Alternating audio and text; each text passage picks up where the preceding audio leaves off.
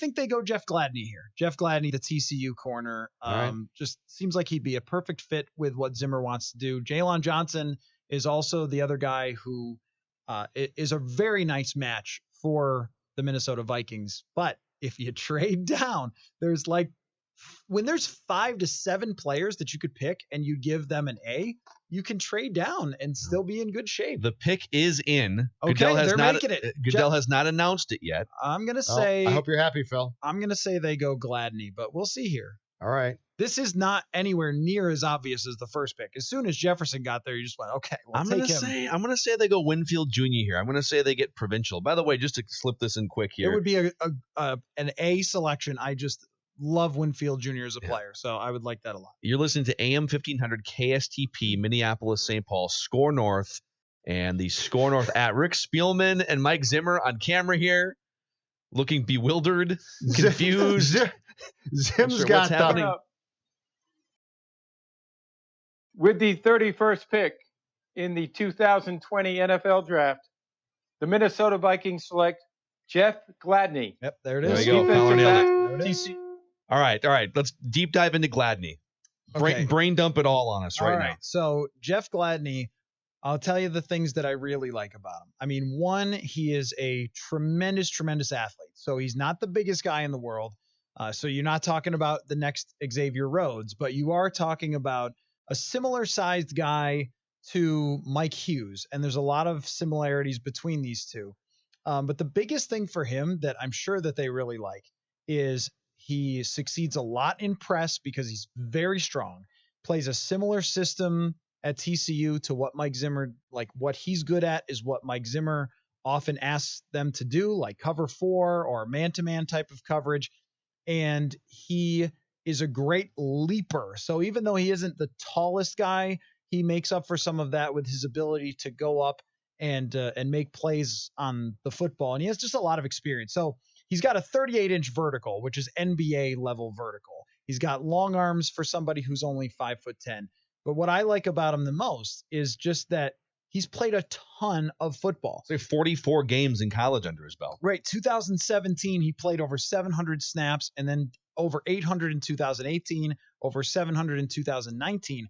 So when you look at how many targets the guy has faced, he's faced a good 200 throws in his direction, where some corners have only faced, 50 or 60. His experience could be a big deal for him stepping in right away. The other part of it too is when you draft a guy with this sort of size, you look at him and go, could he play a nickel? And that, again, just like with receivers, that used to be a slam. Oh, you got to move him to nickel or something.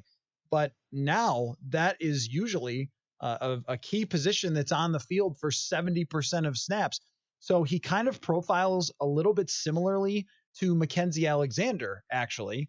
So if he ends up playing nickel and you have Hughes and Hill on the outside, that could be good for them. Or if he outplays the other guys early on, he could be your lockdown outside corner to start, and his experience really, really helps him with that. How would you rate, and I'm going to start with the Xavier Rhodes draft of 2013, was it?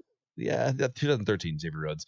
So first-round cornerback Xavier Rhodes, first-round cornerback Trey Waynes in 2015. Mackenzie Alexander was kind of a mid-second-round pick in 16, and then Mike Hughes in 2018. Judd and I talked about this earlier. I think like people sometimes look at Trey Waynes and say, well, he's a bust just because he's not a perennial Pro Bowler. When you're drafting cornerbacks in the first round, what do you need for it to be a successful draft pick? I don't think all of them have to be Xavier Rhodes lockdown 3 years to be successful. Yep. To me, it's, are you a good starting, especially late in the first round, are you a good starting caliber cornerback that you can rely on and maybe you make a Pro Bowl or two? Like if you do those things, you're not a bust by any means. Well, Trey Waynes is not a bust because he was a starting outside corner on defenses that ranked in the top 5 and played every down for those and was a tremendous run stopper.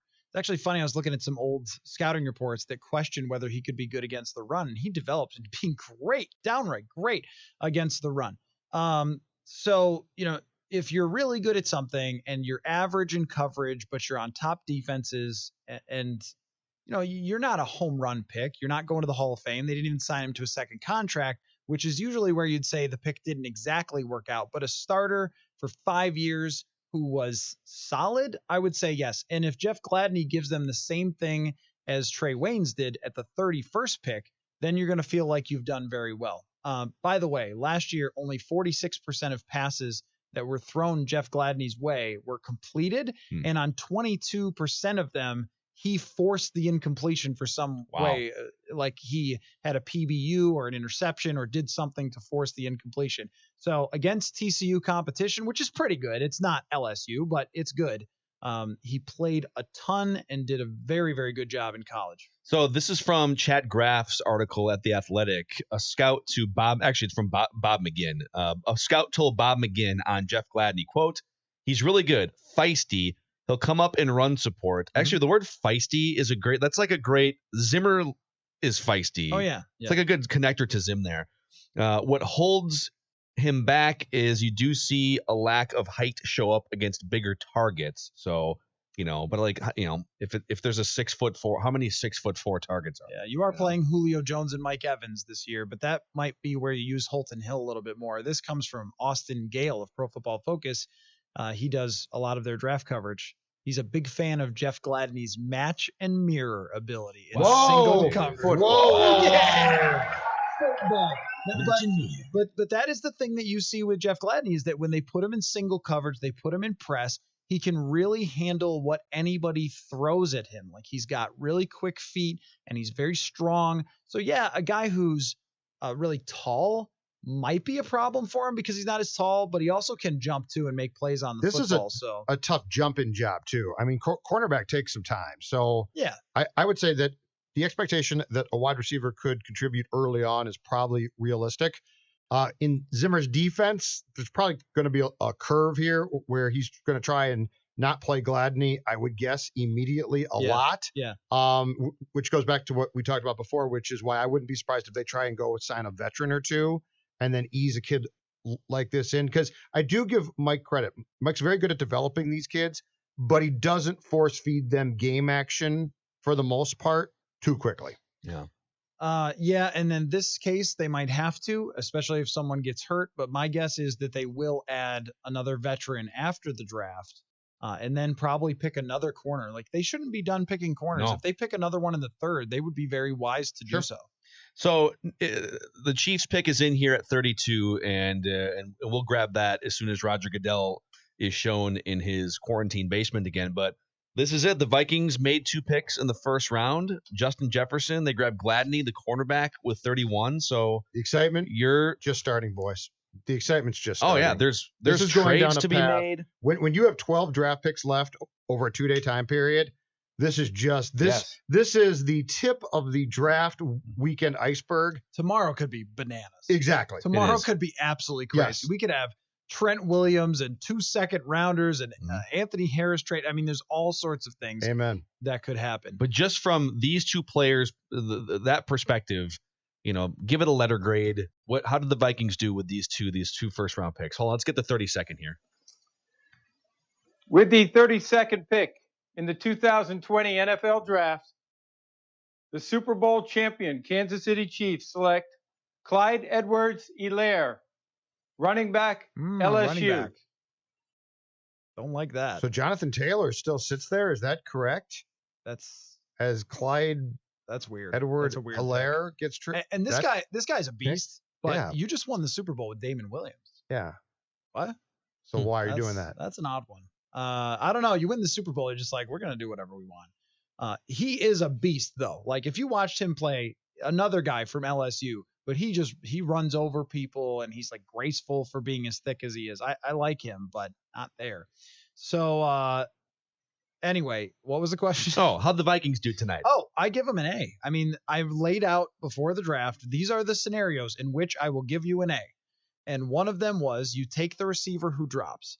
I don't make a big board because I don't consider myself a scout. I take my information from the people that do this 365 days a year. I'm done with you. I didn't know you didn't do a big board. I know. I'm I didn't do a big so board. done with you right now. now. I do a million draft sims and I read a million articles. You think Courtney, she does a big board? I expected Justin Jefferson to be gone in the middle of the first round. And the fact that he got to 22 and you didn't have to trade up He's a very, very good player who I would compare myself to somebody like Adam Thielen, but maybe even a little quicker. But, Thielen is fast. So, but that 6'1", 200 pounds, fast, plays in the slot, gets open, can run after the catch, all those things. Like, I like a lot about Justin Jefferson. And then you needed to come away from night one with a corner. You just could not leave this night without one of the most important positions in a Zimmer defense. And they got one of the top 4 guys in because I don't think Damon Arnett was one of the top 5 guys. So they end up, Henderson goes off the board, Okudah goes off the board. And after that, Terrell was the guy that I thought was the best fit, but Gladney was right after that. You couldn't have done much better for night one. And then you pick up a little extra, draft capital to potentially trade for Trent Williams tomorrow. So they have set themselves up brilliantly here. In the past couple of years, there was reason to question some of the picks. They went with Mike Hughes when they needed a guard in a great guard draft. They went with, a running back that they traded up for in 2017. Turns out to be Delvin Cook, but it's still questionable when it's a running back you're trading up for. A center with a left tackle on the board last year.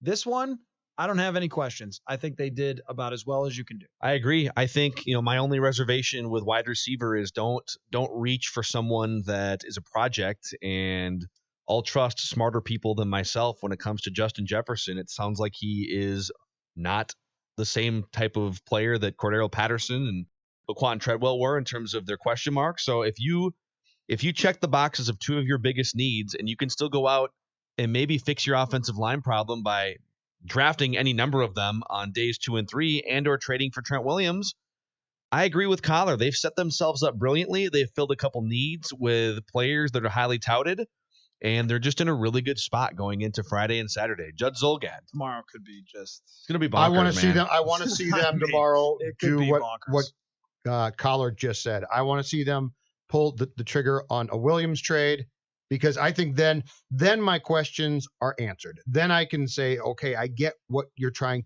to do, which has been my problem for a month now, which has been saying, what's your path here? Is your path this odd?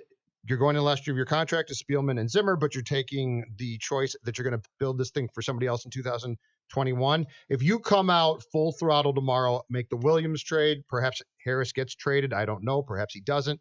But if you go in that direction, then what you are basically defining to me is the seriousness of how you're taking the coming season if and when it starts. And that becomes incredibly important, because then it starts to make sense.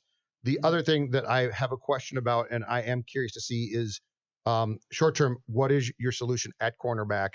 Because is this kid going to step in and play immediately, which I don't think is probably a great ask. And the Vikings aren't dumb in that way, especially the head coach.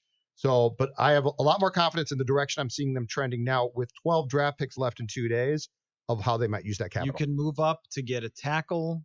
Jones is still on the board. You could move up to get Antoine Winfield Jr., Xavier McKinney dropping out of the first could be a potential win. Early second round, I do think that you're going to have to pry some of these guys out of cold, dead hands of teams in the early second round, because they must be feeling great. Like Cincinnati, Indianapolis, Detroit, they must be looking at this board going, wow, we are going to get some really good prospects here. But when you get into the middle of the second, moving up, going from, maybe 2/3 up into, or a third and a fifth or something like that, up into the middle of the second, all that stuff should be a possibility for the Vikings. And if they came away from tomorrow with 2 second-round picks, you could be talking about filling a lot of holes really fast. Yeah.